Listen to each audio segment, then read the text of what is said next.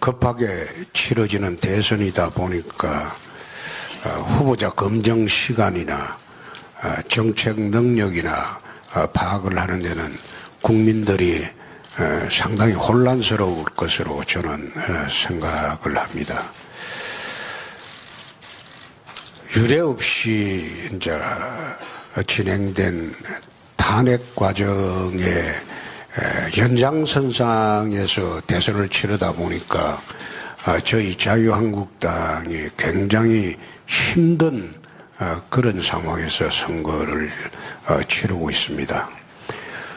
그렇지만은 이 선거 패턴이 탄핵 대선에서 안보 대선으로 프레임이 지금 바뀌었기 때문에 저희들이 자유 대한민국을 지키는 그런 세력으로서 이 선거를 치르게 된 것은 참으로 어려운 환경이지만은 상당히 고무적으로 저희들은 생각을 합니다. 북미가 이젠 화해할 수 없는 극단적인 상황으로 치닫고 있는 데서 출발하고 있는 이번 대선이 가장 중점은 안보와 경제라고 저는 생각을 합니다. 대통령이라는 자리는 5천만 국민의 생명과 재산을 지켜야 하는 그런 자리이기 때문에 무엇보다도 중요한 것은 강당과 결기 있는 지도자만이 이런 천하대란을 수습을 하고 그리고 나라를 미래 선진 대한민국으로 끌고 갈 수 있다는 그런 생각입니다. 그래서 저희들이 정말 어려운 환경이지만은 앞으로 남은 기간 동안 국민들에게 신임을 받을 수 있도록 강단과 결기를 갖춘 지도자를 뽑아달라고 호소할 것입니다. 오늘 이 자리가 국민들에게 짧은 기간이지만은 저희 당과 홍준표에 대한 그런 모습을 국민들이 제대로 인식할 수 있는 그런 자리가 되었으면 합니다. 어떠한 질문이라도 받겠습니다. 감사합니다.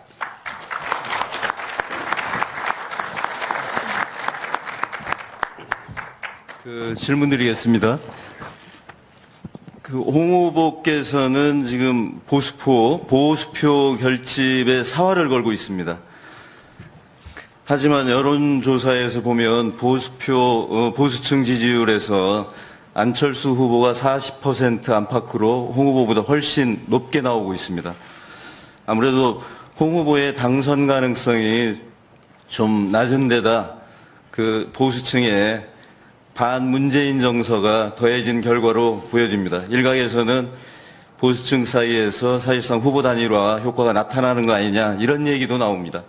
과연 반전의 기회를 만들 수 있을 거라고 보십니까? 지금 저는 대선에 출마하겠다고 한 지가 한 달밖에 되지 않았습니다. 3월 18일에 대선 출마 선언을 하고 지금 겨우 한 달밖에 되지 않았습니다. 짧은 시간이지만은 그래도 13일 만에 자유한국당 대선 후보가 되었고 그리고 본격적으로 활동한 것도 지금 보름 남짓합니다. 문재인 후보나 안철수 후보는 지난 5년간 대선 준비를 하면서 열심히 뛰었다고 봅니다. 지금 한국의 보수 우파들이 일시적으로 안철수 후보에게 가 있지만은 안 후보의 사실상 모습을 들여다 보면 박지원 대표의 뒤에서 모든 오퍼레이팅을 박지원 대표가 하는 거 아닌가 그렇게 국민이 알게 된다면 우리 보수 우파들이 안 후보 지지는 처리할 수 있을 것으로 봅니다. 더구나 안보 문제에 있어서 안 후보의 태도는 오락가락했습니다. 그리고 지도자상의 가장 중요한 것은 뚜렷한 소신과 강단과 결기라고 봅니다. 안 후보는 보수 진영에 어필하기에는 저는 어렵다고 봅니다. 결국은 지금 TK 지역, PK 지역 비롯해서 수도권 보수층들이 돌아오고 있다. 저는 그래 파악을 하고 있습니다. 특히 지난번에 4.12 재보궐선거에서 여론조사 수치대로 한다면 저희 당이 도저히 이길 수 없는 그런 수치입니다. 그 당시에 경기도 선거 예를 들면 4곳을 광역 기초를 4곳을 했는데 4곳 중에 3곳을 저희들이 이기고 민주당이 1곳을 이겼습니다. 그 당시 언론에서도 이것이 전국에 실시되는 4.12 보궐선거가 대선 풍향계라고 될 것이라고 그렇게 대대적으로 보도를 했습니다만 막상 우리가 후보를 낸 23곳 중에서 12곳을 우리가 이기고 압승을 했습니다. 압승을 하고 난 뒤에 언론의 그런 평가는 전혀 그날부터 없어졌습니다. 사라지고. 그래서 저희들이 여론에도 상당히 어려움을 겪고 있다. 저는 그런 느낌을 받지만은 현장에 나타나는 열기하고 그 다음에 밑바닥 민심은 이제 돌아오고 있다. 그렇게 보고 있기 때문에 결국은 보수 우파의 표들은 안철수 후보를 지지하기가 어려울 것이다. 저는 그렇게 보고 있습니다. 최근에 또 추세도 안 후보의 보수표가 전부 우리 쪽으로 오고 있는 추세라는 것은 우리 내부의 조사 결과도 다 나와 있습니다. 현재 또 진행되고 있는 일부 여론조사의 문제점을 감안을 한다면 저는 우리 내부에서 조사하고 있는 그런 여론의 추세를 확신을 합니다. 내부 여론조사 추세는 말씀을 드리면 또 선관위에서 선거법 위반이라고 하기 때문에 제가 말씀드릴 수 없음을 양해해 주시기 바랍니다. 네. 그 홍 후보님 말씀 들어보면 그 안철수 후보 쪽으로 가 있던 표가 이제 홍 후보 쪽으로 많이 돌아오고 있다 이런 말씀인 것 같습니다. 그렇습니다. 결과적으로 그렇게 되면 의도했건 의도하지 않았건 그 문재인 후보에게 유리한 구도가 형성되는 게 아니겠습니까? 그래서 뭐 일각에서는 홍준표를 찍으면 문재인이 된다 이런 얘기도 나오는데 어떻게 생각하십니까? 그 이야기는 내가 그 박지원 선배가 한 것으로 내가 알고 있습니다. 그런데 홍준표를 찍으면 홍준표가 된다는 것은 우리는 지금 홍찍자로 다 바꿨습니다. 홍준표를 찍으면 자유대한민국을 지킨다. 그거로 다 바꿔놨습니다. 그런데 그게 지금 아마 그 영남지방을 중심으로 판이하게 양상이 바뀌고 있습니다. 특히 대구 경북 지역에서는 국회의원님들이 70% 이상 득표를 할 수 있다. 지금 자신을 하고 있습니다. 지금 자꾸 돌아오고 있는 중이기 때문에 그런 홍준표 찍으면 문재인 된다는 그런 구도는 나는 국민들이 받아들이지 않을 것으로 봅니다. 또 최근에 제가 이야기한 것 중에서 지도자는 어떤 상황에서도 거짓말해서는 안 된다. 그걸 누차 이야기를 했는데 최근에 문재인 후보에 대한 거짓말 논란이 끊이지 않고 또 지난번에 북한 인권 결의안 문제를 갖고 내 이야기할 때 TV 토론에서 청와대 회의록을 공개하면 이게 대부분 답이 나올 건데 왜 회의록을 공개하지 않느냐 했는데 오늘 내가 아침에 나오다가 보니까 청와대에 메모가 공개가 돼서 송민숙 회고록에 보면 문재인 후보 거짓말도 크게 한 것이 됩니다. 그래서 국민들이 그런 거짓말하는 분 그리고 또 안보 관련해서 북한을 주적이라고 말하지 않는 그런 분한테 과연 국군 통수권을 맡길 수 있을 것이냐 저는 거기에 대해서는 상당히 회의적으로 봅니다. 그래서 문재인 후보가 저는 보기에는 대통령 되기는 어렵지 않을까. 저는 그것을 확신합니다. 예. 네, 그 선거 관련돼서 좀 더 여쭤보고 들어가겠습니다. 대선 출마 활동하신 지 지금 뭐 약 한 보름 정도밖에 되지 않으셨다고 말씀하셨는데. 아니, 한 달 정도 됐죠. 네, 본격적인 건 출마해서 하시고. 그런데 여론조사를 보게 되면은 우리 홍 후보님이 지지도가 그리 높게 올라가지 않고 있습니다. 또 보수층의 지지들을 모으는 게 쉽지 않은 것 같은데요. 네. 그런데 그 일부 지적이긴 합니다만은 자유한국당 시도위원들 가운데서도 입장에 따라서 홍 후보님 지지에 적극적으로 돕지 않고 있다, 이런 지적도 나오고 있습니다. 이 점에 대해서는 어떻게 생각하시는지요? 그것은 지지도가 낮으면 분산이 우리 당의 당뇨들이나 우리 당의 국회의원들이나 전부 기가 죽게 돼 있습니다. 그런데 최근에 대구, 그다음에 울산, 부산, 경남, 또 어제는 인천, 평택, 수원, 용인 이런 지역을 돌면서 현장에서 따라갔던 기자들한테 내가 그래 물어본 적이 있습니다. 이게 7, 8% 지지도 가진 후보냐? 과연 그 여론조사가 옳으냐?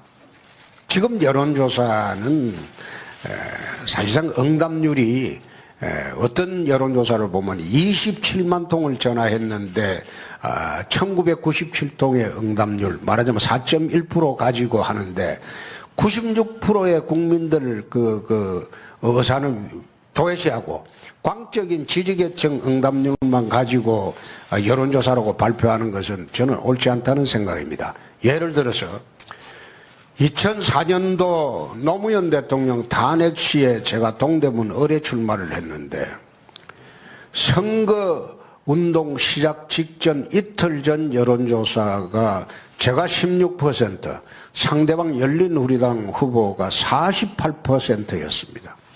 그러면 이거 선거운동 하지 말라는 소리거든요. 그래서 그때는 그걸 믿고 내가 한 6일 동안 선거운동이 시작돼도 밖에 나가질 않았습니다. 어차피 떨어질 건데 뭐 하려고 나가냐. 그래서 한 6일 동안 지구당에서 문 걸어 잠가놓고 바둑만 두고 있었습니다. 그러니까 6일 지나고 난 뒤에 우리 시의원, 구의원들이 당사로 찾아와서 밑바닥은 다른데 왜 위원장은 안 나오냐. 이래가지고 내 마지막 선거운동을 한 엿새 한 일이 있습니다. 근데 깨보니까 제가 1.2%를 이겼습니다. 그럼 그 사이에 34%가 움직였다는 건데 나는 그런 여론조사 믿지 않습니다. 또 경남지사 보궐선거하고 그 다음에 2014년도 선거를 할 때 경남에서 어느 유명한 여론조사 기관이 제시한 것은 내하고 상대부 여론조사 차이가 0.1%라고 했습니다. 그걸 신문에 대대적으로 냈어요. 근데 끝나고 난 뒤 보니까 그 내부 경선 때 이야기입니다. 도민 여론조사가. 근데 우리가 한 여론조사는 무려 24%가 차이 났는데 그 신문에서 또 그 여론조사 기관하고 한 그 후보 지지율차가 내부 경선에서 도민 여론조사가 0.1% 차이라고 신문 1면, 2면, 3면 대대적으로 냈어요. 끝나고 난 뒤에 내가 그 여론조사 로데이터를 보자. 그 로데이터 불러가지고 내 선관위 제소를 냈습니다. 그 여론조사 기관 문 닫았습니다. 의도적인 조작으로 밝혀졌어. 그래서 저는 2004년 이래에 여론조사를 믿고 선거운동 하지 않습니다. 밑바닥 여론이나 우리 자체 여론조사는 확연히 다르다는 거 다시 한번 말씀드립니다. 예. 그러면은 지금 그 대선이 시작된 이후에 대한민국에서 나온 모든 여론조사가 에서 홍준표 후보께서 10%를 넘는 경우가 드물었는데 그럼 모든 여론조사가 다 틀리고 홍준표 후보 캠프에서 하는 자체 여론조사만 맞다. 그런 말. 내가 그런 뜻은 아니고요. 여태 나왔던 것은 내가 맞다는 이야기를 전제로 하겠습니다. 그러나 최근에 그 양상이 많이 달라졌다고 내 말씀을 드린 겁니다. 여태 나온 여론조사는 그렇게 나올 수가 있습니다. 우선 보수 진영이 태극기 민심도 지금 우리가 다 흐트러졌고 또 일부 바른정당도 떨어져 나갔기 때문에 아마 여론조사 할 때 그런 경향이 있었다. 그까지는 내가 동의를 하겠는데, 근데 최근에 지금 선거운동이 시작되면서 여론조사는 많이 달라져 있다. 그 뜻입니다. 예.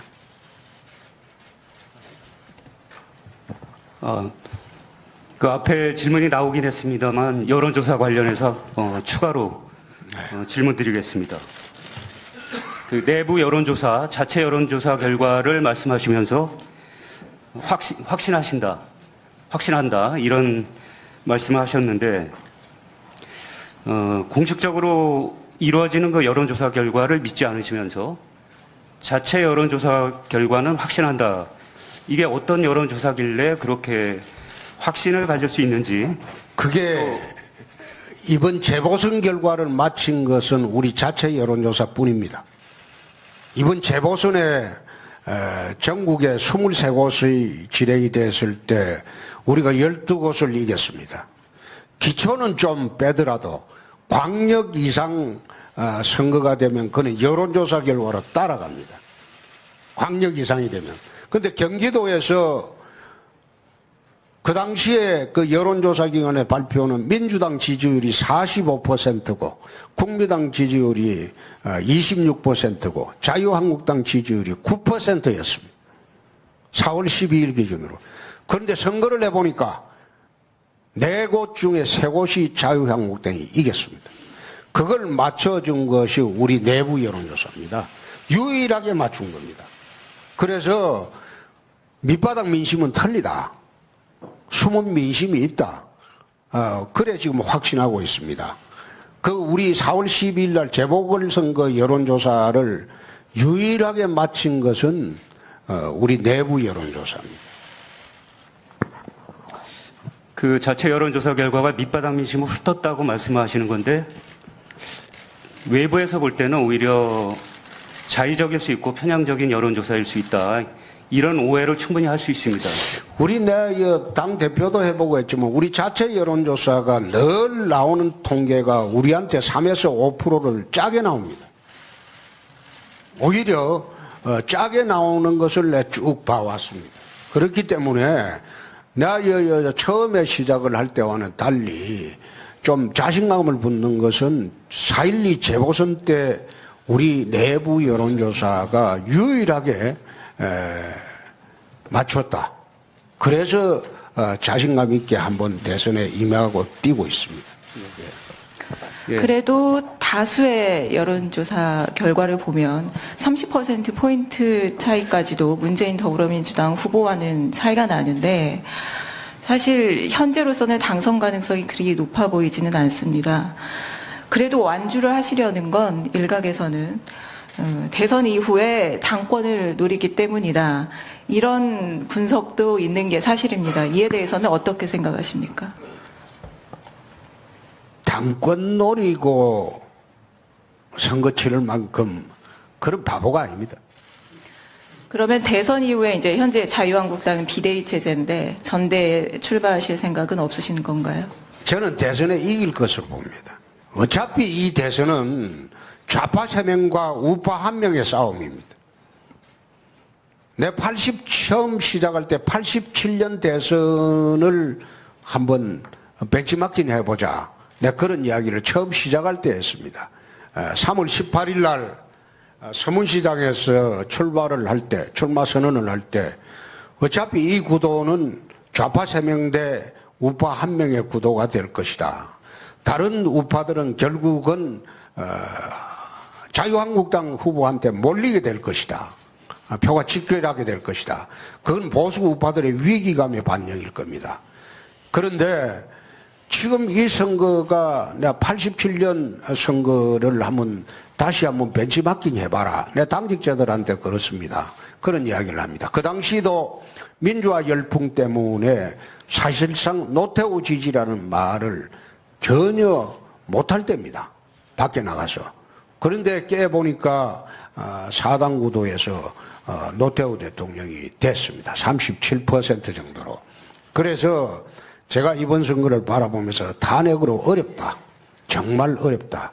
어렵지만은 이 선거는 결국은 탄핵 대선에서 안보 대선으로 프레임이 바뀔 것이다. 안보 대선으로 프레임이 지금 바뀌었습니다. 바뀌었기 때문에 우리가 희망을 갖고 해볼 수 있다. 2004년도에는 32% 차이를 극복을 했는데 그 당시에 그 여론조사가 잘못된 것이지 불과 16일 만에 34%가 제가 1.2% 이겼으니까요. 불과 34%가 움직인 것은 아닐 것이다. 저는 그래 확신하고 선거운동을 하고 또 선거 후에 당권 문제는 저는 당권을 한번 잡아봤습니다. 잡아봤기 때문에 저도 나이가 있습니다.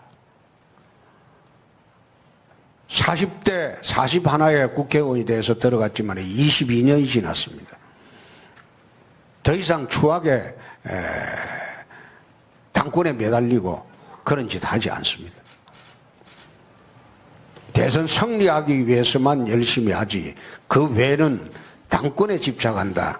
그런 이야기는 이야기를 하는 게 제가 홍준표를 잘 몰라서 하는 이야기입니다. 네, 다른 질문 드리겠습니다. 동남풍이 불면 대선이 달라진다.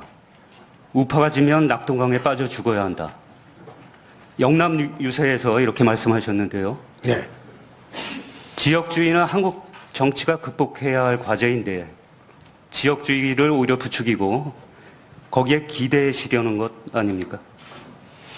지역주의가 아니고 그게 대한민국 선거 패턴입니다. 여태 있어왔던 선거 패턴인데 왜 저만 지역주의로 몰아가고 있습니까? 그건 옳지 않죠. 지금 호남에서 지금 선거 패턴을 할 때마다 92%가 호남 지지를 했잖아요. 그건 지역주의 아닙니까? 그거는 극도의 지역주의죠. 그런데 유일하게 저만 앉아서 지역주의에 매몰되어 있다. 그래 이야기하면 안 되죠. 지금 호남의 선거 패턴이 오히려 지금 그 안철수 후보나 그 다음에 문재인 후보는 그 자세히 보시면 그 호남 1, 2중대입니다. 호남 1, 2중대고 안철수 후보 당의 국회의원이 지역구가 25명인가 됐는데 23명이 호남입니다. 2명만 수도권입니다. 그런데 지역당 1, 2구도로 지금 선거를 치르고 있어요. 호남에서 지금 안철수 후보나 문재인 후보가 절반의 게임을 하고 있습니다. 과거 같으면 거기 90%가 훨씬 넘는 지지율이에요. 그게 지역주의 아닙니까? 영남에서는 오히려 지지율이 75%를 넘은 적이 없습니다.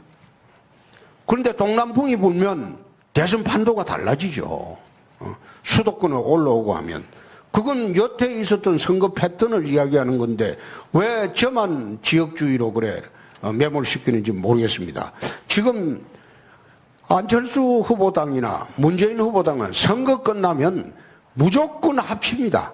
한번 두고 보십시오. 합당을 합니다. 합당을 해야지 국정 운영이 가능합니다. 1번이 되든 3번이 되든 합당을 하게 되어 있습니다. 그럼 그 두 후보는 별개의 사람이 아니고 한 사람입니다. 한 사람의 후보입니다.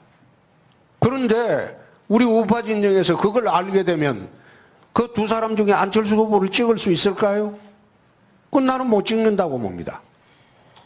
그런데 그걸 왜 저만 지역주의로 몰고 있습니다. 근데 저 안철수 후보, 문재인 후보를 호남 1, 2중대라고 하셨는데 그 문제는 영남에서도 그분들이 1, 2위를 하고 있습니다. 근데 역대 대선에서 이렇게 지역주의가 사라진 적이 없습니다. 근데 홍 후보께서만 유독 그 지역주의를 지금 얘기하시는 거 아닌가요? 지금 영남에서 1, 2위 하고 있다. 다시 한번 조사해 보시죠. 그 판도 바뀌었습니다. 벌써 어제- 그거는 영남 가보면 그 판이 바뀌어져 있습니다. 바뀌어져 있고 영남에서 안철수 후보가 약진한 것은 원래 영남 지역에 가보면요.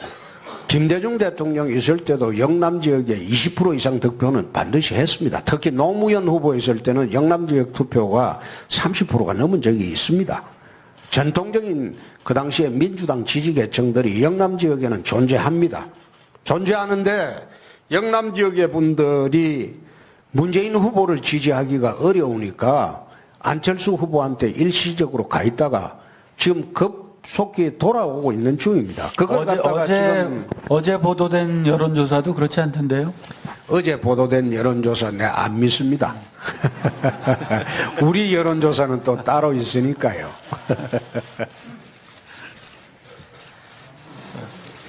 그 후보 단일화에 대해서 좀 여쭤보겠습니다. 그 어찌됐건 보수 후보 단일화 이거는 현재로선 그 돌파구 차원에서 무조건 해야 된다 이런 보수층의 목소리가 높습니다. 하지만 그 유승민 후보는 뭐 전혀 생각이 없다고 선을 긋고 있는 상황인데요. 보수 후보 단일화 어떻게 될 것 같습니까? 나는 유승민 후보를 강남 좌파로 보지 그분은 정책을 한번 보십시오. 정책은 심상정 후보와 같다고 스스로 토론에서 이야기를 했습니다. 그래서 그건 보수 우파의 후보로 보지 않습니다. 또 여론조사 추이를 보면 유승민 후보의 그 1, 2% 지지율이 사퇴를 하면 안철수 후보한테 가는 것으로 우리는 조사가 됐습니다. 우리한테 오지 않습니다. 그래서 유승민 후보하고 단일화 문제는 나는 의미가 없다고 봅니다. 영남 지역에서 가보면 유승민 후보 단일화하면 오히려 투표장 가지 않겠다는 분이 훨씬 많습니다. 훨씬 많습니다. 그래서 이 보수 후보 단일화 그건 언론에서 또 상징적으로 이야기하는 거기에 불과하지 거기에 단일화한다는 것은 우리 선거에 도움이 전혀 되지 않는다. 이미 결론을 그려냈기 때문에 이 단일화하는 거는 난 의미가 없다고 봅니다. 옛날에 우리가 그 보수 정권에서는 언제나 단독으로 정권을 잡았습니다. 단일화를 안 했습니다. 단일화는 주로 야권에서 야권 후보 단일화 운동을 늘 했습니다. 늘 했는데 이명박 정부 때도 탄생할 때도 우리는 유일하게 한나라당의 힘으로 집권을 했고 또 박근혜 후보 할 때도 새누리당 이름으로 집권을 했고 단일화 문제는 전부 야권 연대의 단일화 문제만 제기가 됐는데 이번에 탄핵으로 인해서 좌파 강풍 시대가 지속이 되니까 거꾸로 이제 약자가 보수 진영에 대해서 보수 후보 단일화 문제를 제기를 하고 있습니다.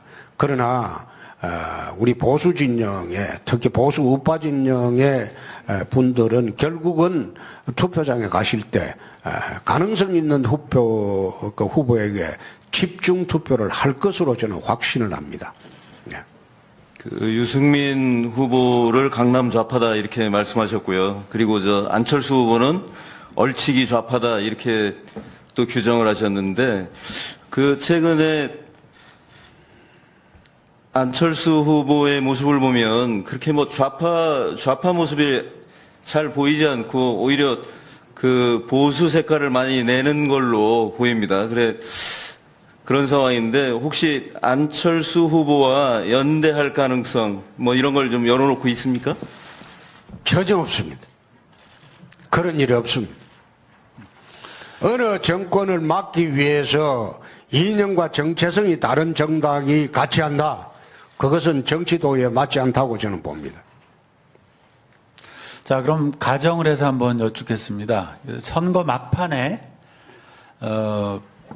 홍준표 후보께서 어느 정도 의미 있는 지지율을 확보하고 그리고 문재인 후보가 1등을 하는데 홍준표 후보와 안철수 후보가 단일화를 해서 예를 들어서 안철수 후보로 단일화로 되면 안철수 후보가 승리한다라고 할 때 보수층에선 홍준표 당신 좀 물러나시오 이런 요구가 쏟아질 수도 있습니다. 그런 경우에 어떻게 하시겠습니까? 그럼 거꾸로 질문을 내 한번 해보겠습니다.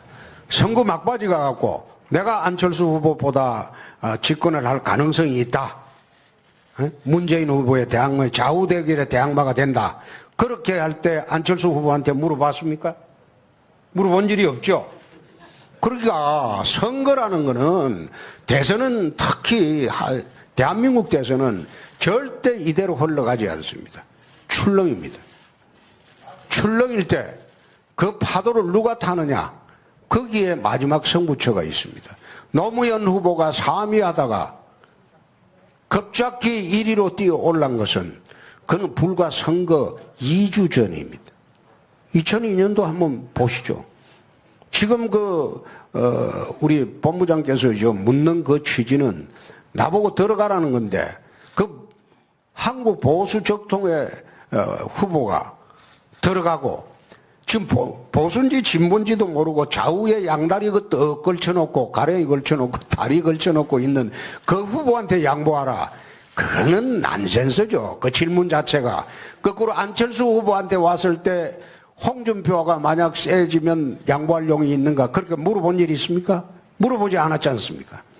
근데 굳이 나한테 그런 걸 물어보는 거는 그건 또 무슨 의도로 물어보는지 내 이해하기 어렵네요. 이 관훈 토론회에서 저희는 묻는 사람이고 후보로 초청되신 분은 대답하는 사람입니다. 저희는 여러 가지를 물을 수가 있습니다. 아니, 질문의 의도를 가지고 말씀하시는 거는 아니 그렇죠. 여러 가지 물어볼 수가 있는데 가불관계로 상징하고 물어보는 거는 그 적정하지가 않죠. 상대방도 입장이 있는데 지금 세상이 1인 미디어 시대입니다. 1인 미디어 시대인데 언론 입장에서는 무조건 내가 갑이다. 너희는 묻는 대로 답해라. 이렇게 말하는 그것도 옳지가 않습니다. 그러니까 물음을 좀 주실 때 어떤 물음도 좋습니다. 그런데 상대방의 입장을 고려해서 정반대의 경우도 생길 수 있다. 그런 거 생각하고 물어주셔야죠. 그렇지 않습니까? 네, 넘어가죠. 네. 그런데 지금 정권 교체를 바라는 그 민심 중에는 분명히 탄핵에 찬성했던 보수층도 포함이 돼 있습니다. 이들은 다시 말하면 이 자유한국당은 정권 연장을 반대하는 표심이라고도 볼 수 있는데 설득하실 방법이 있으신가요? 정권 교체라는 게 그렇습니다. 지금 교체할 정권이 없어졌습니다. 무정부입니다. 교체할 대상은 지금 다 없어져 버렸어요. 무정부 상태. 무정부 상태인데 교체할 정권이 있습니까? 자유한국당은 이제 일부 문제되는 분들 나가고 난 뒤에 새롭게 이제 후보를 뽑았습니다. 홍준표 정권이 되면 그건 정권이 바뀐 겁니다. 홍준표 정권이 어떻게 박근혜 정권이 이익입니까? 노무현 정권 들어왔을 때 대한민국 국민들이 김대중 정권 이익으로 봤습니까? 제일 처음에 노무현 정권 들어와서 한 일이 뭡니까? 김대중 정권하고 차별화하기 위해서 대북 송금 특검을 해가지고 단절을 하고 출발을 했습니다. 당하고는 다르게. 마찬가지로 이명박 정권 끝나고 난 뒤에 박근혜 정권 들어왔을 때 박근혜 정권이 이명박 정권이 이익입니까? 그렇지 않습니다. 대한민국은 미국처럼 공화당, 민주당처럼 100년 이상 전통을 가진 정당을 가지고 있지 않습니다. 100년 이상 전통을 가진 정당 간의 정권 교체가 아니고 사람 간의 정권 교체입니다. 그래서 박근혜 정권 끝나고 홍준표 정권이 들어오면 전혀 새로운 정권이 되는 겁니다. 그걸 갖다가 꼭 야당이 들어와야 정권 교체다. 나는 그렇게 보지 않습니다. 홍준표 정권이 들어오면 박근혜 정권이 이기가 아닙니다. 새로운 정권입니다. 저 이어서 질문 드리겠습니다. 대한민국을 세탁기에 넣어 돌리겠다. 국가 대개혁 그걸 하시겠다고 말씀하셨는데 지금 당내 친박 세력에 대해서 어떠한 책임도 묻지 않고 있습니다. 당 개혁조차 지금 하지 못하고 계신 거 아닙니까? 예, 우리 유순열 기자님, 지금 선거가 코앞에 왔는데 당 내분으로 선거 치를 수가 있습니까? 아니, 지금 저보고 내가 처음에 들어와서 후보 되는 날 내가 그런 이야기를 했어요. 초상집 상주가 될지 잔치집의 혼주가 될지는 한번 지켜보자. 내가 초상집 상주가 될지 잔치집 혼주가 될지는 지켜보자. 지금 당 내분에 휩싸여 가지고 누구를 쳐내고 대통령 선거에서는요, 지게작대기도 필요한 게 대통령 선거입니다. 그런데 어떻게 당 내부에 내분 그거 정리하는데 시간 보내다가 대선 끝날 겁니까? 친박 문제가, 내가 분명히 그런 이야기를 했어요. 친박이라는 것은 대통령 국정 지지 세력에 불과하다. 후보가 달라지고 또 집권 주체가 달라지면 그분들은 새로운 정권의 지지 세력이다. 소위 개파라는 게 나는 친노는 내 개파로 봅니다. 좌파 이념으로 뭉쳐져 있기 때문에 이념 집단으로 봅니다. 그래서 그것은 개파가 있을 수가 있어요. 그런데 한나라당에는 또 새누리당에는 국정 지지 세력이었지 그걸 특정한 개파라고 난 보지 않습니다. 지금은 과거 친박이었던 분들도 당권 정지됐던 분들도 홍준표 대선을 위해서 열심히 뛰고 있습니다. 고마운 사람들입니다. 만약 제가 집권을 하게 되면 그분들은 또 국정 지지 세력이 됩니다. 저는 정치 22년 했지만은 어느 개파에 속해 본 일 없는 독고다입니다. 독고다이라고 하니까 이걸 자꾸 일본말로 생각하는데 그 우리나라 속어입니다. 혼자 결정하고 혼자 고뇌하고 그리고 혼자서 헤쳐나간다. 우리나라 속어입니다. 그런데 여태 22년 동안 그런 정치를 해왔어요. 그런데 이번에 22년 만에 독고다이한테 세력이 붙은 겁니다. 자유한국당이라는 세력이 붙여준 겁니다. 그래서 저는 기울어진 운동장이고 힘든 싸움이지만은 한번 해볼 기회가 생겼다. 그렇게 생각하고 지금 대선하고 있습니다. 더 이상 내 친박 문제 그리고 바른정당과의 관계 그것도 내가 관여하지 않겠다고 했습니다. 관여하지 않고 내분 그게 중요한 게 아니고 국민을 향해서 지금 어떻게 뛰고 어떻게 메시지를 보내느냐 그게 중요한 시점이지. 지금 당 내분에 지금 휩싸여 가지고 만약 내 집권해 보세요. 바로 계획을 당 계획부터 싹 해뿌리죠. 지금은 내가 당 계획할 시간도 없고 힘도 없습니다. 하나만 더 여쭙겠습니다.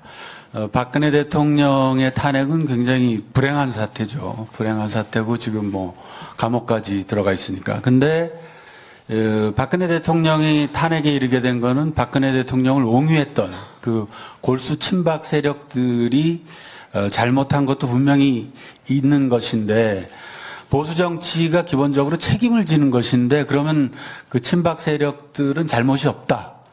내가 집권하면 그 사람들이 나한테 충성할 것이다. 뭐 이런 얘기입니까? 그런 뜻이 아니고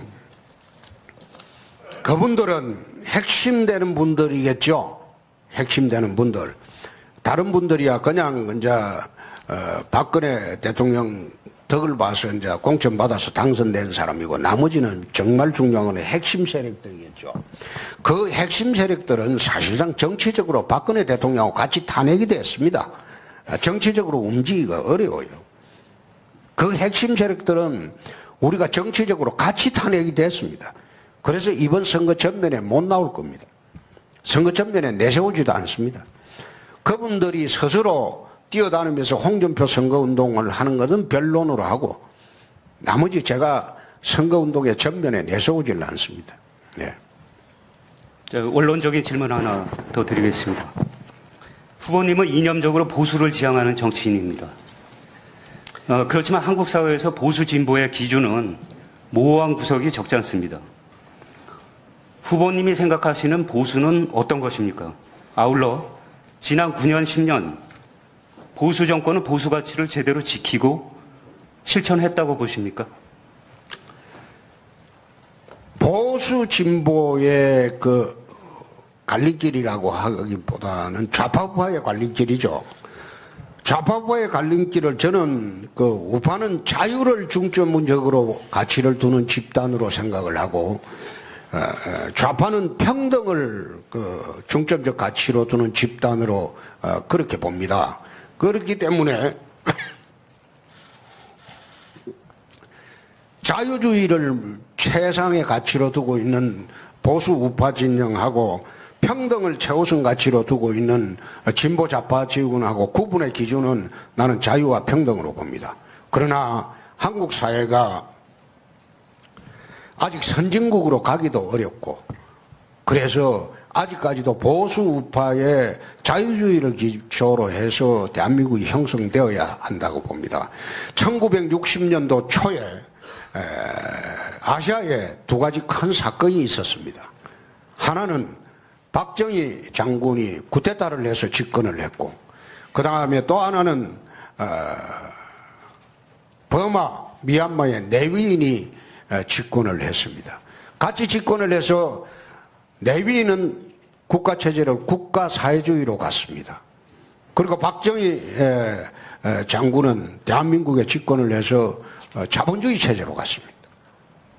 그 당시에 미얀마의 국민소득하고 아시아의 최대 부국이었어요. 잘 사는 나라였어요. 그 후에 60년 이후에 대한민국의 상 보고 미얀마 상을 보면 미얀마는 국민소득 1300달러로 세계 최빈국으로 분류가 되어 있습니다. 대한민국은 지금 3만 달러에 육박하는 선진국으로 분류가 되어 있습니다. 지도자가 국가체제를 어떤 방식으로 끌고 가느냐에 따라서 60년이 지난 지금 미얀마와 한국을 비교해 보면 어느 방향으로 지금 가야 할지 그 답이 나옵니다. 그래서 저는 아직은 완벽하게 우리가 선진국에 올라설 때까지는 자유를 중심으로 하는 그런 자본주의 체제로 계속 진행이 되어야 한다고 봅니다. 선진국에 올라서고 난 뒤에 일정 궤도에 올라서고 난 뒤에 유럽이나 그런 나라들처럼 좌파가 집권해도 큰 문제가 없지 않느냐. 국가체제가 이제 시스템화되어 있기 때문에 저는 그런 생각을 합니다. 보궐선거를 무산시킨 그 후보 꼼수 사태 좀 논란이 많이 됐는데요. 보수 정치인으로서 이게 정정당당한 것인지 홍준표다운 것인지. 나는 그걸 지난번에 심상정 후보 묻을 때 그럼 너희는 왜 사퇴 안 하노? 심상정 후보, 안철수 후보, 유승민 후보 국회의원 사퇴해야죠. 대선에 나왔으면 당당하게 사퇴해야죠. 당당하게 사퇴하고 그 보궐선거를 만들어줘야죠. 자기들은 사퇴 안 하고 내가 보궐선거 안 만드는 거 그걸 갖다가 꼼수 사퇴로 모는 게 과연 정당하냐. 대선에 나왔으면요 법률상으로 그 국회의원들이 법률을 만들어가고 자기들은 사퇴 안 하게 딱 만들어놨어요. 다른 사람은 다 사퇴하라고 하고 국회에서 법을 그래 만들어놨어요. 미국 같은 경우에는 주지사가 절대 사퇴 안 합니다. 대통령 당선되면 사퇴합니다. 사퇴 조항이 없어요. 그런데 우리나라는 국회의원 자기들 빼놓고는 다 사퇴하라고 그래 해놨는데 그러면 국회의원에 나왔던 안철수 후보나 유승민 후보나 심상정 후보는 왜 사퇴하지 않습니까? 4월 9일 이전에 저는 임기가 1년 2개월밖에 안 남았습니다.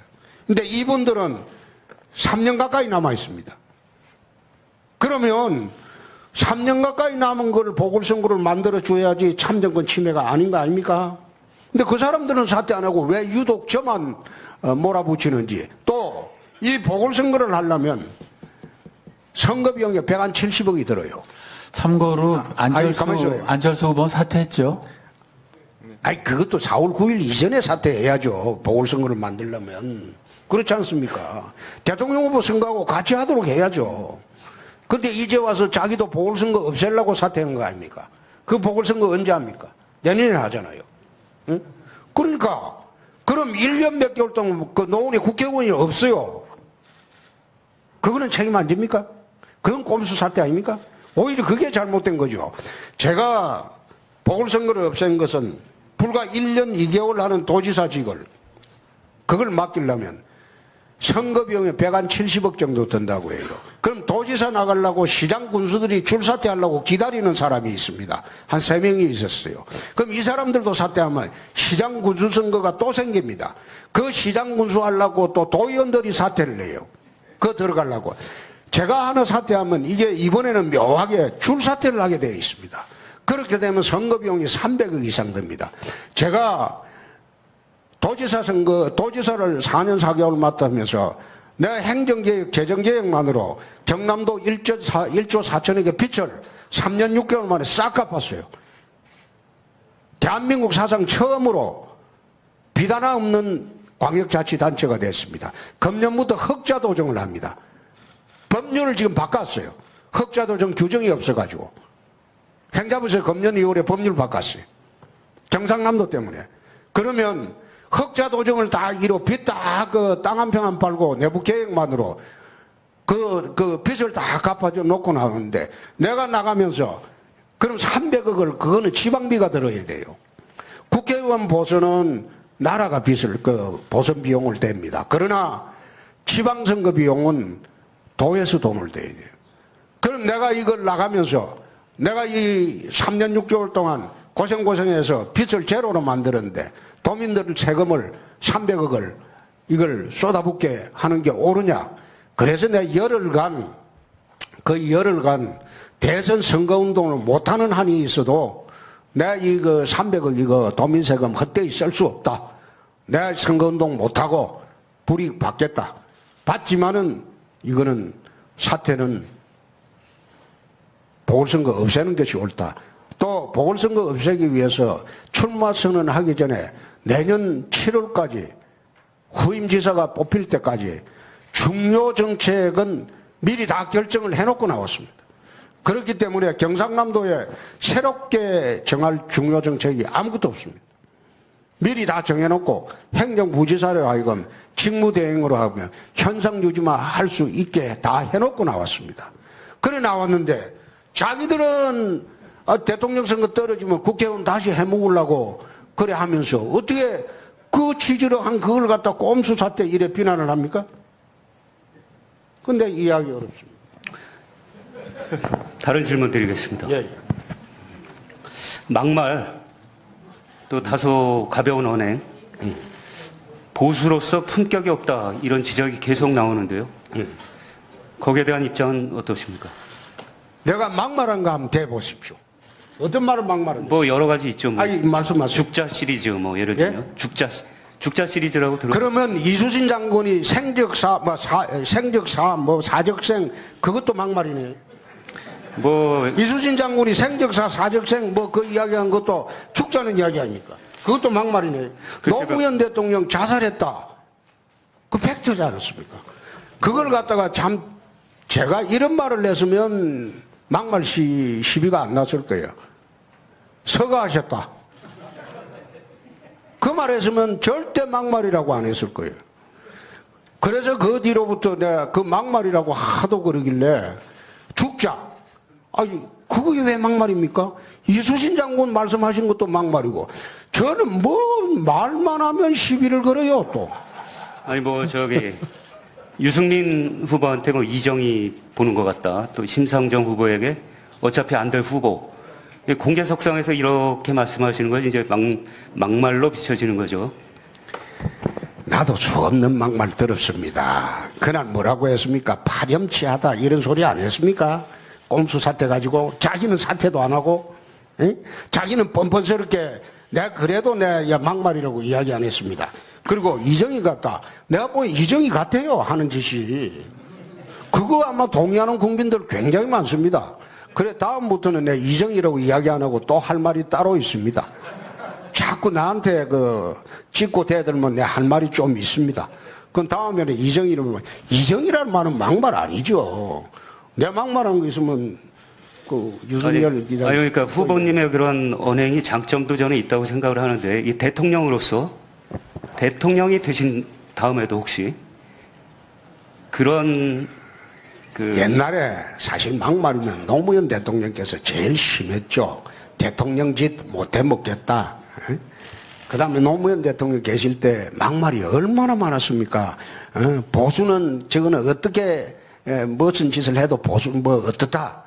노무현 대통령 막말이 제일 심했죠. 그때 언론에서 대통령 품격을 이야기한 일이 있습니까? 많이 했죠. 그때. 그렇게 이야기하면 안 되죠.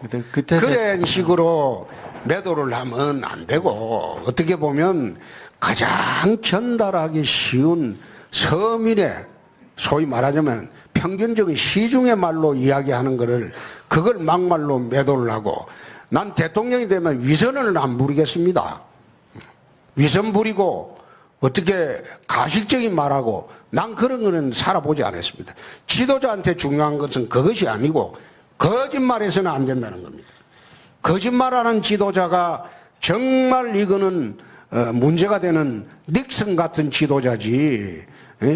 지도자의 말의 품위를 따져가지고, 말의 품위는 굳이 말하자면 외교관 만날 때 외국 정상들과 이야기할 때는 품위를 지켜서 해야 되겠죠.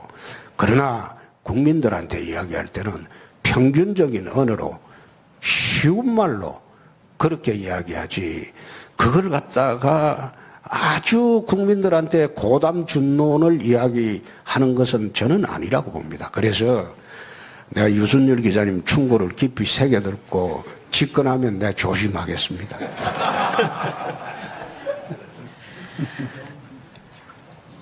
선거에 참 돈이 많이 들죠. 대선은 더 많은 돈이 듭니다. 지금 자유한국당은 시도당사, 중앙당사 이제 담보로 잡혀서 250억 원 대출받아서 이제 선거를 치르고 계십니다. 물론 뭐 당선되신다거나 아니면 15% 이상 득표하시면 문제가 없지만, 그렇지 않을 최악의 경우도 사실 생각을 해야 되거든요. 돈은 현실적인 문제이기 때문에요. 그럼 이후에 선거자금 문제 내가 어떻게? 구체적으로 이야기는 안 하겠는데 이미 훨씬 넘어섰습니다. 그렇기 때문에 그 걱정 안 하셔도 됩니다. 누가 돼도 차기 대통령은 장밋빛 탄탄대로가 아니라 가시밭길이 예고돼 있습니다. 지금 뭐 여러 가지 문제, 대내외적 환경이 최악의 상황으로 지금 가고 있는 거죠. 특히 국내적으로 보면 여소야대 상황입니다. 협치 없이는 국정 운영이 불가능한 그런 상황인데, 야당과의 관계 설정 잘 하실 자신이 있습니까? 우리나라 대통령들은 당선이 되면 여의도를 쳐다보지 않습니다. 그것은 YS 때도 그랬습니다. YS, DJ, 그다음에 노무현, 이명박, 박근혜 다 여의도 출신이면서도 당선되면 여의도를 돌아보지 않습니다. 정무수석을 보면 국회의원 떨어진 사람을 정무수석을 시킵니다. 그러니까 이 사람은 정무수석이 국회의원 떨어진 사람이 하면 국회에 오질 않습니다. 여의도에. 소위 말하면 쪽팔리니까. 안 옵니다. 안 오고 과반수가 되었으면 대통령은 뒤에 앉아서 당대표나 원내대표를 압박을 해서 무조건 해내라고 합니다. 이렇게 하니까 여야의 극한 대치가 생깁니다. 지난 25년간 그랬습니다. 근데 미국의 대통령은 그렇게 하지 않습니다. 미국 같은 경우에는 법안 제출권, 그리고 예산 편성권이 의회에 있습니다. 그렇게 하다 보니까 대통령이 의회의 협력 없이 국정을 할 수가 없습니다. 그러니까 조찬, 오찬, 만찬을 의회 지도자들하고 늘 하면서 여야 가릴 것 없이 국정을 공유합니다. 공유를 해서 설득을 합니다. 미국은 늘 그래왔습니다. 그러니까 의회하고 대통령이 소수당이라도 그 대통령 직무수행이 가능한 게 거기에 있습니다. 우리나라 대통령들은 왜 여의도 출신인데 들어가면 안 나오는가 하면, 여의도 이게 이젠 더 이상 꼴보기가 싫어요. 징그럽거든. 자기가 있어 보니까. 그러니까 나는 딱 베일에 가려버리고 앞에 사람들 다 계시는 거예요. 그래서 이런 상황에서 협치라는 것은 딴 게 아니고 미국식으로 대통령이 의회 여야 지도자들 다 모시고 조찬도 하고 오찬도 하고 만찬도 하고 술도 한잔 하면서 그냥 국정을 다 공유해야 됩니다. 내가 이렇게 하려고 하는데 사실 이런 국정의 현상이 이렇다. 그러니까 여러분들이 알고 좀 협조를 해달라.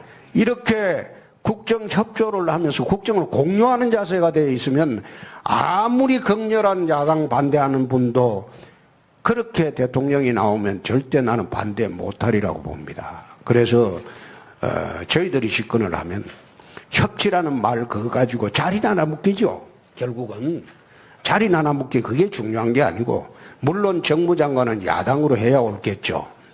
제1야당을 하는 게 옳겠지만은 대통령이 열린 자세로 의회와 소통하는 그런 미국식의 대통령제를 한번 해봤으면 합니다.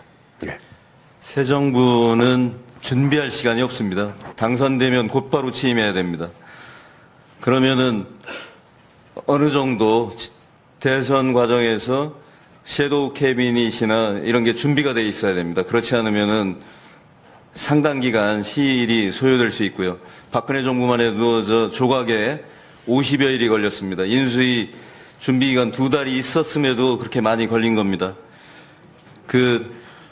혹시 섀도우 캐비넷은 준비되어 있는지요? 그리고 총리하고 외교부 장관, 안보 담당하는 국방부 장관, 경제부총리는 굉장히 중요한 상황인 것 같아요. 그래서 이걸 미룰 수가 없는 그런 상황인데 혹시 마음에 든 사람 있습니까?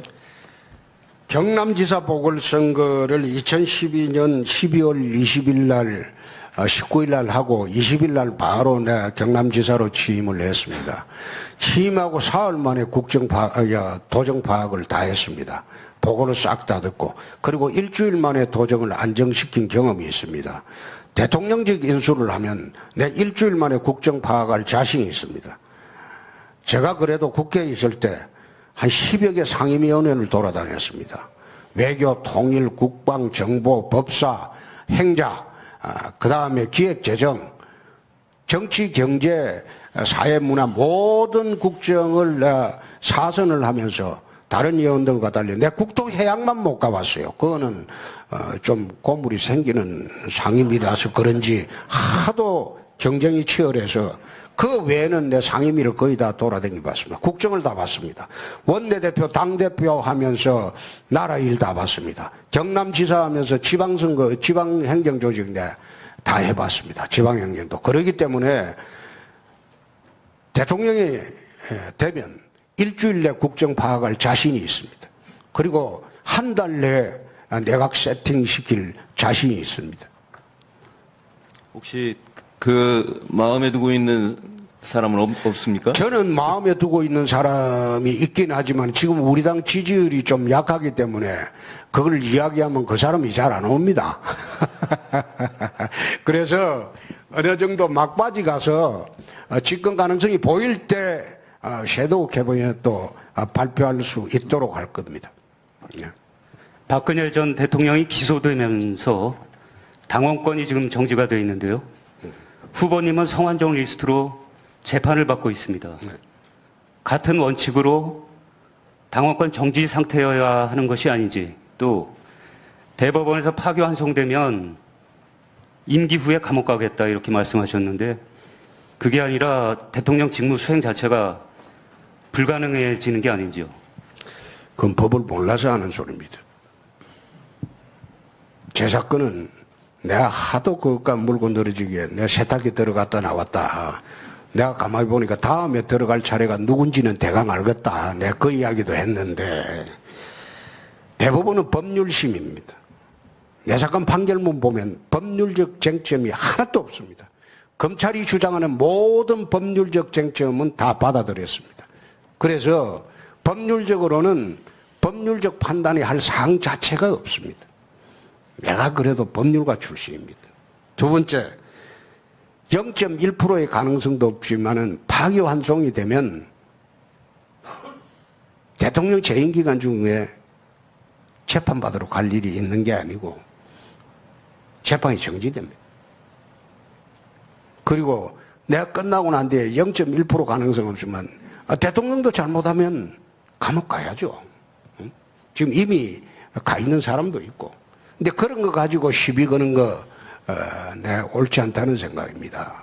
그래서 그런 거 걱정해가지고 자꾸 시비 거는 거는 안 그래도 어려운데 자꾸 여기잔 말이야. 안 그래도 어려운데 유순열 기자 그거 질문해서 사람 어렵게 만들지 말고 글쎄, 아니, 걱정 안 하셔도 됩니다. 네네.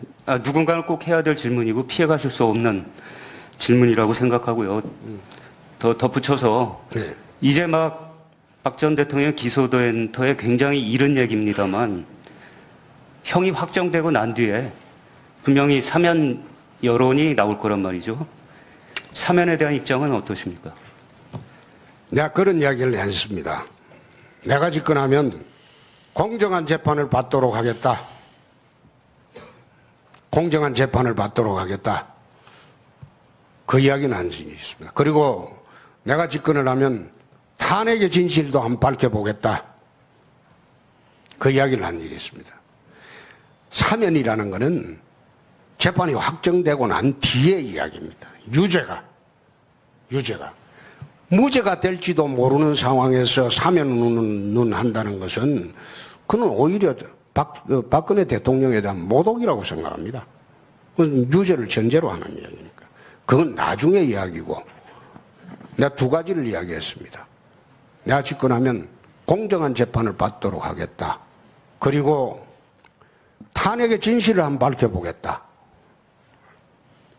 내 두 가지만 이야기하고 끝내겠습니다. 무죄가 날 가능성도 있다고 보십니까? 검찰이 기소한 게 전부 유죄라면 나는 이 자리에 올 수가 없죠. 그렇죠? 나는 이 자리에 올 수가 없죠. 보통 사건이 아니라서. 제 사건도 보통 이상의 사건입니다. 아까 후보님께서 이번 선거가 안보 선거라고 말씀하셨는데 네. 정치 얘기가 워낙 뜨겁다 보니까 이 안보까지 질문드리는데 시간이 좀 오래 걸린 것 같습니다. 북한이 5차 핵실험을 했고요. 이어서 6차 핵실험도 준비하고 있고 또 연이어서 미사일 발사를 하는 등 지금 그 한국 안보상이 좋지 않습니다. 후보님께서는 우리나라에 전술핵을 다시 배치하자고 주장하셨는데 네. 왜 전술핵을 배치해야 되는 그 당위성에 대해서 좀 설명해 주십시오. 나토의 5개국이 전술핵을 재배치했습니다. 독일하고 이태리하고 벨기에하고 제 기억에는 터키하고 또 한 나라가 있는데요. 유럽에 전술핵 재배치를 했습니다. 그래서 나토에서 그 핵단추를 공유를 하고 있습니다. 푸틴이 남하 정책을 계속 하니까 전술핵을 재배치한 일이 있습니다. 핵은 핵으로 대항하지 않으면 저는 억제할 방법이 없다는 생각입니다. 지난 20년 동안 육자 회담에 얽매여 가지고 또 좌파정권 10년 동안 우리나라가 북에 퍼준 게 70억 불이 훨씬 넘습니다. 핵탄도 하나 만드는데 1에서 3억 불 듭니다. 1에서 3억 불. 근데 우리나라가 좌파정권 10년 동안 북에 넘어간 돈이 8조가 훨씬 넘습니다. 달러로 치면 70억 달러가 넘습니다. 노무현 대통령 말기에 핵실험을 처음 시작했어요. 그 다음에 4번인가 5번을 이 정부 와서 시작했고요. 이명박 정부부터 시작을 했고요. 핵을 제조하고 판매하려면 우선 돈이 있어야 됩니다. 두 번째가 기술이 있어야 됩니다. 그 기술 개발하는 데는 꽤 많은 시간이 걸립니다. 그러면 좌파정권 10년 동안 북은 핵 기술을 축적하는데 돈과 시간을 번 겁니다. 육자회담 한다고 매달려 있을 때 과연 외교로 그 핵이 제거가 됐습니까? 계속 업그레이드 됐어요. 이제 막바지 단계까지 왔어요. 미국이 본토를 공격한다고 할 만큼 위협적인 단계까지 왔다 이겁니다. 그런데 이 핵을 제거하기 위해서 문재인 후보는 북에 가서 김정은이 만나 핵 제거하겠다? 나는 그게 참 철없는 이야기라고 봅니다. 김대중 대통령은 김정일이 만났어요. 노무현 대통령 김정일이 만났어요. 핵 제거했습니까? 핵을 도와주기만 했지. 또다시 달러를 안고 북에 가겠다는 거 아닙니까? 평화를 돈으로 구결을 하겠다는 겁니다. 그럼 그 뒤에 오는 정권은 어떻게 감당을 할까요? 매년 대한민국 국민들은 김정은이한테 달러를 갖다 바치면서 살아야 합니까? 핵무장을 해야 돼요. 우리가 독자적인 핵무장을 하려고 하면 할 수가 있어요. 우리나라에도 플루토늄 엄청나게 많습니다. 재처리를 안 했을 뿐이지. 일본에 플루토늄이 수만 톤이 있습니다. 일본은 마음만 먹으면 핵탄두 1000개를 1년 6개월 만에 만들 수 있습니다. 그러나 핵무장하는 것은, 자체 핵무장하는 것은 우리가 어렵습니다. 동아시아에 핵 도미노 현상이 오기 때문에. 그러면 차선책으로 뭐냐? 미군의 전술핵을 들어와서 남북 핵균형을 이루어야 됩니다. 이루어야지 나중에 북이 핵 폐기하면 전술핵을 돌아가면 되는 겁니다. 그래 이야기하니까 문재인 후보가 지난번 토론 때 91년도 뭐 남북 비핵화 선언에 반한다 그런데 남북 비핵화 선언은 이미 북이 위반을 했죠. 비핵화하기로 했는데도 지금 핵을 다 가지고 있지 않습니까? 어떻게 그런 나이브한 생각으로 또 낭만적인 생각으로 대통령이 되고 국군 통수권자를 하려고 하는지 그게 의심스럽다는 겁니다.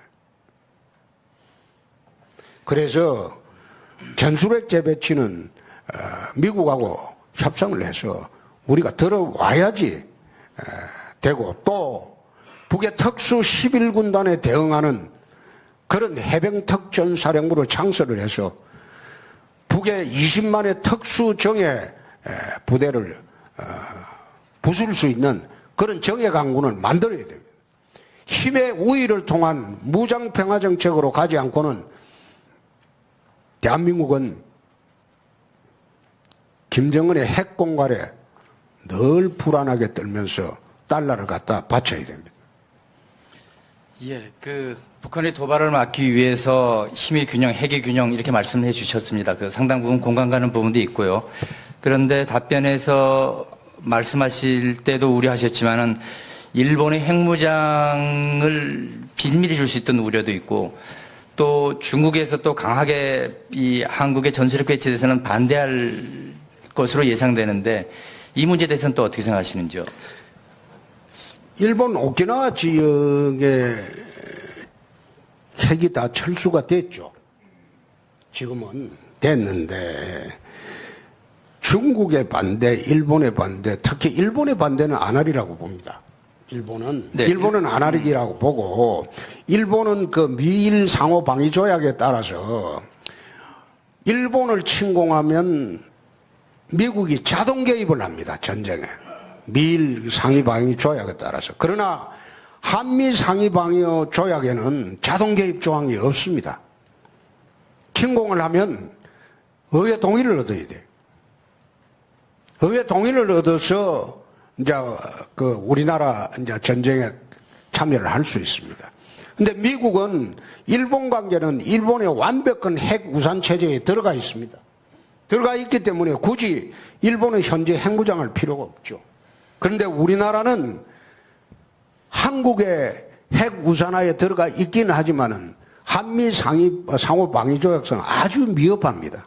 만약 북한이 ICBM을 개발하는 목적을 저는 한국의 전란이 일어났을 때 미국의 개입을 막기 위해서 미국을 직접 타격할 수 있는 ICBM을 만든다고 봅니다. 북한하고 미국하고 사실상 북한도 그거 알 겁니다. 전쟁해 본들 게임이 안 된다는 거. 그러나 한미 상위 방위 조약에 자동 참전 조항이 없는데 의회 동의를 얻어야 되는데 북한이 전단을 개시하고 미국 동부 지역을 직접 타격할 수 있는 ICBM을 개발할 때 미국 의회에서 자기 나라의 핵 공격을 그걸 감안하고 그걸 감수하면서 한국에 참전을 하겠느냐 그런 문제가 제기되는 거예요. 저는 북한이 ICBM 개발하는 목적을 단순히 미국을 공격하기 위한 게 아니고 한반도에 만약 유사시에 미군 참여를 발목을 묶기 위해서 ICBM 개발한다고 저는 그런 측면에서 봅니다. 내 국방위원회에 있을 때도 그렇게 봤습니다. 그래서 그런 문제를 다 감안해 보면 한반도 전술핵 들어오는 것은 저희들이 중국의 반대에도 불구하고 들어올 수밖에 없습니다. 네, 전술핵 문제는 그렇게 잘 정리를 드린 걸로 하겠습니다. 그리고 중국 말씀하셨었는데 지난번에 미중 정상회담이 있었었고요.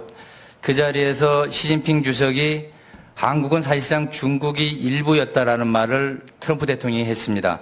물론 그 어떤 맥락에서 시 주석이 이런 말을 했는지는 정확히 확인되지는 않고 있습니다만은 국민들은 시 주석이 잘못된 역사관에 대해서 상당히 우려하고 불쾌해하고 있는 것은 사실입니다. 이 문제에 대한 홍 후보님의 생각은 어떠신지요?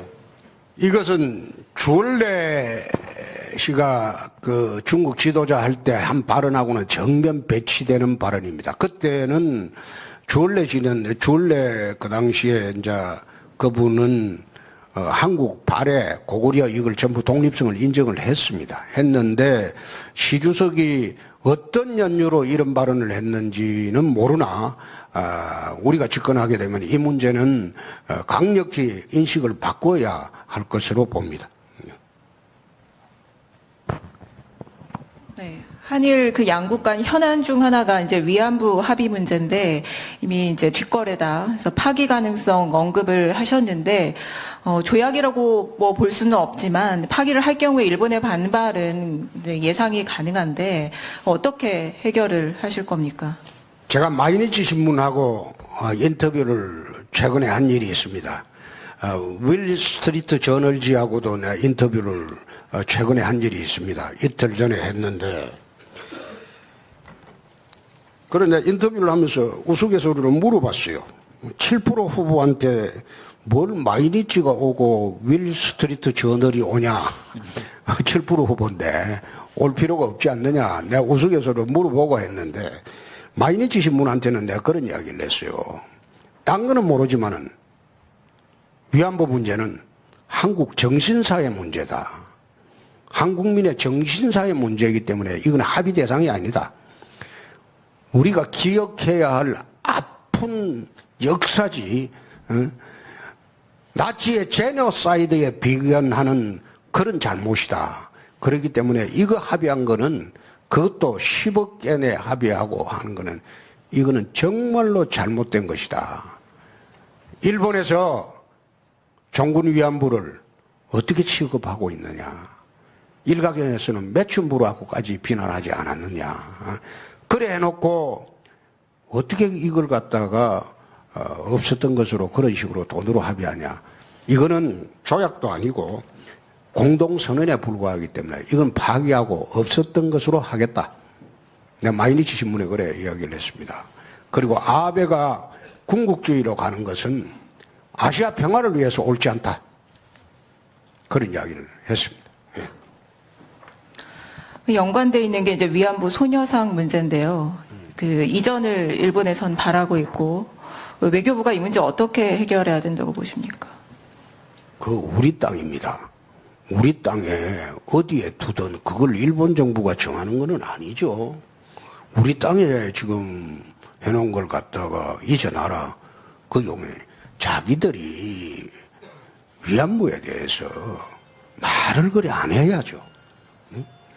정부나 고관대작들이 그런 식으로 한국의 정신사를 갖다가 짓밟으면서 어떻게 그걸 갖다가 자 우리 땅에 설치해 놓은 걸 갖다가 이리 이전하라 저리 이전하라 할 수 있습니까? 그건 할 수 없죠. 경제 정책 관련 질문 드리겠습니다. 박근혜 정부 4년 동안 경제 성장률은 연평균 3%를 넘지 않았습니다. 그런데 주거비는 무섭게 치솟았습니다.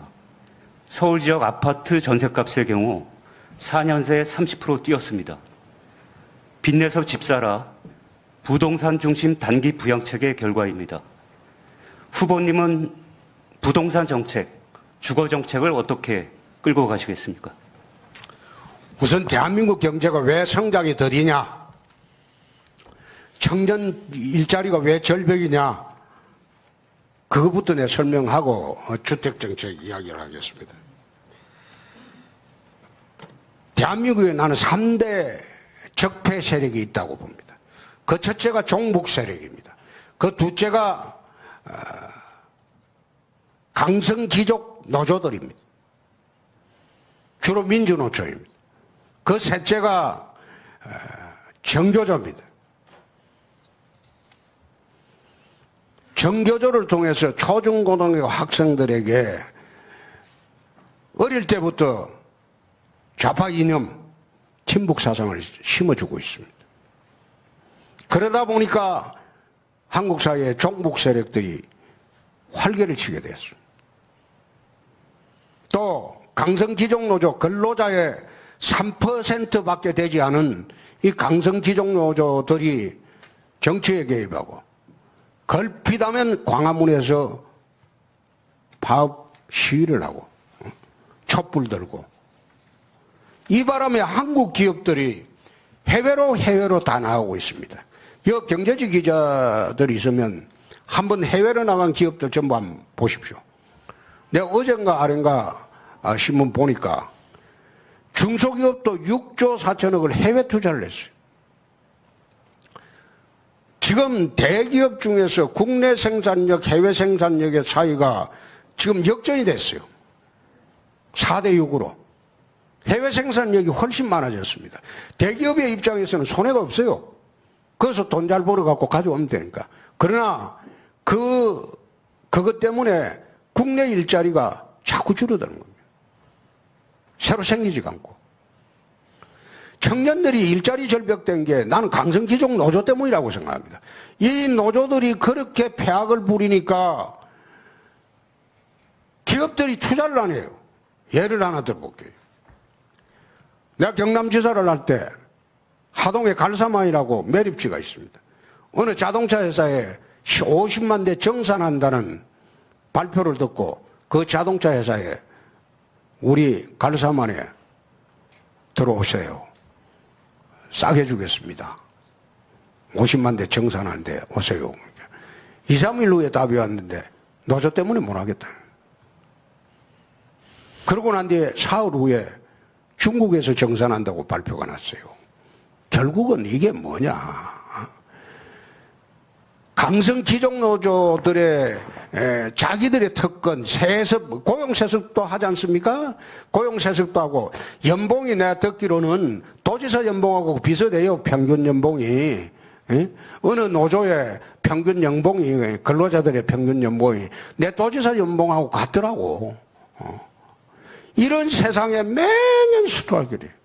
그러니까 기업들이 기업을 할 수 있겠습니까? 그래서 이거 타파하지 않고는 대한민국의 성장도 없고 청년 일자리도 없고 아무것도 없는 거예요. 이 정치권이 금기사항입니다. 겁이 나서 정교조, 민주노총 이거 겁이 나서 정치권에 말을 하지 않습니다.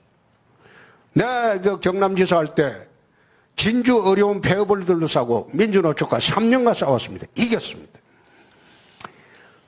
무상급식 파동을 하면서 1년간 정교조 교육감하고 싸워가 내가 굴복시켰습니다. 이거는 대한민국 어떻게 보면 강성기족 노조, 민주노총도 전부가 아니고 그 중에 강성기족 노조가 있습니다. 그 일부하고 정교조 이거는 그걸 적폐 세력을 드러내야지 대한민국 경제가 발전하고 성장이 되고 그리고 우리 청년들 일자리가 생깁니다. 두 번째 부동산 정책은 제가 그 반값 아파트 정책을 한번 내본 일이 있습니다. 서민들 주택 공급을 위해서 그게 사실 좌파 정책입니다. 그게 반대 속에 통과시켜 놨는데 여야 합의로 지난번에 그 법을 폐기해 버렸습니다. 내가 이걸 통과시켜 놓고 이명박 대통령하고 조찬을 하면서 자, 이 법을 내가 통과를 시켰으니까 좀 시행을 하게 도와주시라. 그래 이야기하니까 네가 대통령 되면 해라. 나는 안 한다. 그래서 이게 반값 아파트 정책이 소유 개념에서 주거 개념으로 이제 우리 부동산에 대한 인식을 바꾸는 그런 법입니다. 소유 개념으로 치면 이게 이제 부동산 투자가 되는데, 주거 개념으로 이제 부동산 개념을 바꾸려고 이 법을 통과시켜 놨는데, 이 법을 통과시켜 놓고 난 뒤에 금년인가 작년인가 정동영 의원이 저한테 전화가 왔어요. 야, 이거 네 좋은 정책인데, 정동영 의원하고는 개인적으로 친하니까요. 네 좋은 정책인데 이 법 폐기하고 있는데 네 가만히 있나? 그게 내가 국회의원도 아니고 뭐 웃잖아. 뭐 너가 알아서 해라 이랬는데, 그 법 폐기하고 정동영 의원이 다시 그 법안을 제출을 해놨습니다. 우리나라 그 부동산 정책의 근본은 부동산을 소유 개념이 아닌 주거 개념으로 바뀔 때 그것이 부동산 정책이 가능하다는 생각입니다. 예. 법인세는 더 인하하겠다는 입장이신 거죠? 법인세는 저는 그렇게 생각합니다. 인상해가지고 과연 기업들이 활성화되겠느냐? 그래서 오히려 세계적으로는 법인세 인하하는 게 추세입니다. 그 추세인데, 무상복지를 하려고 소위 정치인들이 선심만 쓰려고 그래 하다 보니까 무상복지 재원을 법인세에서 찾는 겁니다. 부자 정세라고 이야기를 하는데, 우리나라 아마 제가 상위 20% 소득을 가진 분이 우리나라 소득세의 93%를 낸다는 내 통계 수치를 봤습니다. 그리고 하위 우리나라 세금을 안 내는, 소득세를 안 내는 계층이 35에서 40%가 소득세를 한 푼도 안 냅니다. 면세점에 있습니다. 그래 있기 때문에 이런 상황에서 다시 부자 정세를 하자 이렇게 주장하는 것은, 그것은 거기서 돈을 뜯어가지고 무상으로 나눠줄라.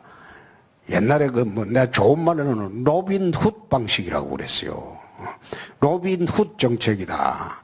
부자들 거 뺏어가지고 가난한 사람한테도 골고루 무상으로 나눠주는 거. 그거는 옳지 않은 정책 아닌가. 차라리 법인세를 갖다가 낮춰가지고 기업을 활성화시켜가지고 투자를 많이 하게 하고 강성 기종노조를 적폐를 해소하고 해서 기업의 의욕을 되살려가지고 사회 분위기를 전부 끌고 가는 것이 제대로 된 경제정책이 아닌가 저는 그렇게 생각합니다. 네, 제가 여쭤보려고 하는 건 기업 투자를 이끌어내기 위해서 법인세를 낮춰야 한다 이렇게 말씀하신 건데,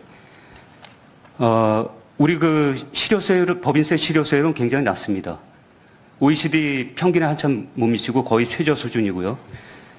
MB정부 때부터 법인세를 낮췄지만 감면해주고 투자가 오히려 줄어들었습니다. 그건 노조 때문이지. 그건 노조 때문이에요. 실제로 기업 현장에 가보면요, 어느 기업이 좀 성장을 하면 그 노조가 침투를 합니다. 침투를 해서 노조를 새로 만들어가지고 그 기업이 또 나중에 되면 이거 못하겠다, 직장 폐쇄하고 엉망이 됩니다. 그렇게 해서 사라진 기업들이 많습니다. 경남에도 그런 기업이 있습니다. 창원에도. 그런데 노조에서 원인을 찾는 건 너무 좀 비약이 아닌가 싶은데요. 기업들이 유순열 기자님이 경제부 기자가 아니잖아요. 경제부입니다. 경제부예요. 그럼 시각이 좀 틀립니다. 예, 제가 검사 출신이시니까 검찰 관련된 질문 하나 드리겠습니다. 요즘 검찰에 대해서 국민들 시선이 뭐 이렇게 썩 곱지만은 않은 것 같습니다. 뭐 물론 소수라고 생각되는데 법과 원칙 그리고 정의 이런 것보다는 정치적 상황을 더 고려하는 검사들도 있고요. 그래서 검찰 개혁이 필요하다는 지적이 이제 국민들로부터 나오고 있는데, 이 점에 대해서는 어떻게 생각하십니까? 이 점에 대해서는 좀 한마디 말씀드리겠습니다. 저희들이 검사할 때는 정말 검사를 정의롭게 했습니다. 저희들이 검사할 때는 수사비가 안 나왔어요. 그래서 검사 월급 털어가지고 피의자들 잡아오면 같이 저녁을 먹어야 되는데, 우리는 곰탕 먹고 여기는 라면 줄 수 없으니까 같이 라면도 먹고 그랬어요. 그 당시에 검사 월급의 절반은 수사비로 다 썼습니다. 그런데 요즘 검사들 하는 거 보니까 푸른 바람이 불면 눕는데, 요즘 검사들은 바람도 불기 전에 지가 알아서 덜러버 버려요. 내가 그걸 몇 번 봤습니다. 검사들이 이래서 되느냐. 알아서 기는. 그런 풍토가 나는 크게 잘못됐다고 생각합니다. 그래서 옛날에 검사들은 사명감이 있어가지고 거의 일주일에, 한 달에 한 보름 정도는 거의 밤샘 수사를 했어요.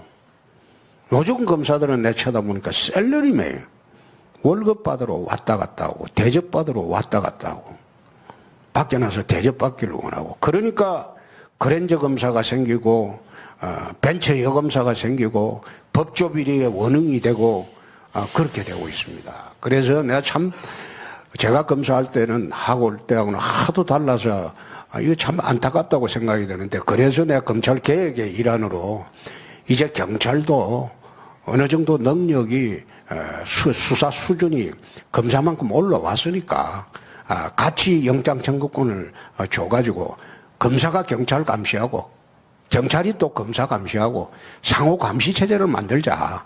그렇게 해서 사회를 좀 깨끗하게 만들자. 그런 이야기를 하고 있습니다. 지금은 검찰 독재 시대죠. 유일하게 수사권을 독점하고 있으니까 검찰 독재 시대에서 검찰의 역할이라는 것은 어떻게 보면 정말로 중요한 것인데 제대로 역할을 못하고 권력의 시녀가 되고 있으니까 이거는 개혁해야 되는 그런 첫째 타켓이 아닌가 그런 생각을 합니다.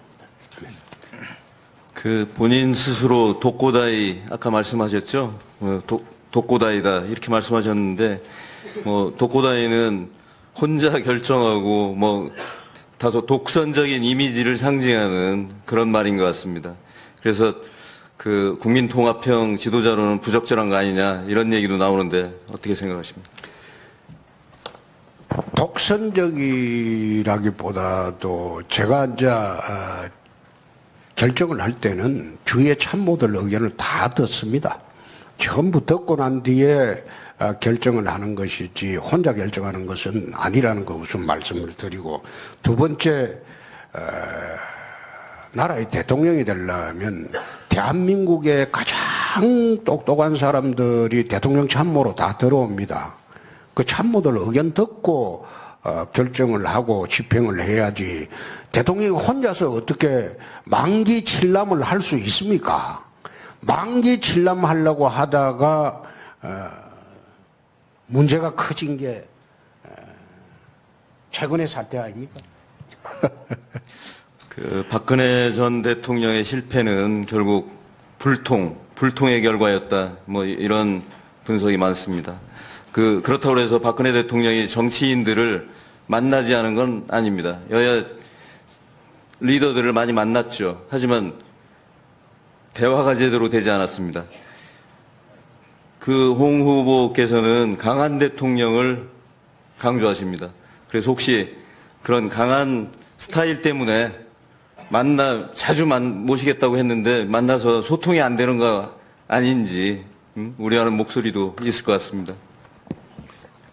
미국 같은 경우에 대통령이 정례 브리핑을 갔습니다. 국정 브리핑을 갔습니다. 근데 우리나라 대통령은 국정 브리핑이 없습니다.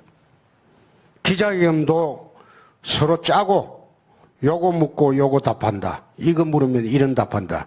말하자면 태권도의 약속 대령과 같은 그런 기자회견을 합니다. 제가 집권을 하게 되면 국정 브리핑을 하겠습니다. 기자들하고 청와대 출입 기자들하고 프리토킹을 하겠습니다. 미리 사전에 약속을 해서 질문 응답하는 것이 아니고 기자들이 의심스럽게 생각하고 그리고 의문나는 거는 내 프리토킹 하도록 하겠습니다. 적어도 분기별 한 번은 국민들에게 국정 상황을 알려줄 책무가 저는 있다고 봅니다. 일방적으로 프롬프트 통해서 국민들에게 발표하는 형식의 그런 국정보고대회가 아니고 청와대 출입기자들하고 분기에 한 번씩은 프리토킹을 해가지고 소통하는 그런 제도를 갖춰야지 그야말로 소통이라고 할 수 있지.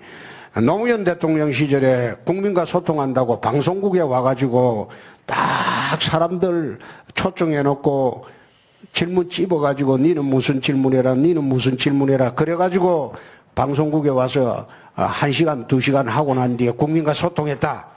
그런 식으로 주장하는 것은 그건 소통이 아니죠. 위선이죠, 위선. 그런 짓은 안 하겠습니다. 네. 네, 시간 관계상 토론회를 정리할 시간이 된 것 같습니다. 플로어에서도 질문이 몇 개 나왔는데 여러 가지 좀 시간의 압박 때문에 반영하지 못하는 점 죄송하게 생각합니다. 오늘 홍 후보 말씀을 들어보니까 홍 후보께서 평소에 좀 여러 가지로 좀 평가절하된 부분에 대해서 본인이 좀 억울해하실 대목이 분명히 있을 것 같다. 아니, 억울하지 않습니다. 예. 그러니까 잘 들었고 또 국정에 대해서도 생각보다는 준비가 많이 되어 있는 것으로 보입니다. 다만 보다 좀 보수 후보답게 이제 품격 있는 언어로 하면은 훨씬 더 설득력이 높아질 것이다라는 아쉬움을 느껴봅니다. 오늘 홍 후보 말씀 마지막 말씀을 듣고 토론회를 마치도록 하겠습니다. 이거 방금 누가 준 거예요? 예. 오늘 오전 발표 갤럽 여론조사 보니까 TK에서 내가 1등을 했답니다. 1등을 하고 전주 대비로 3배가 급등을 했답니다. 예? 그러니까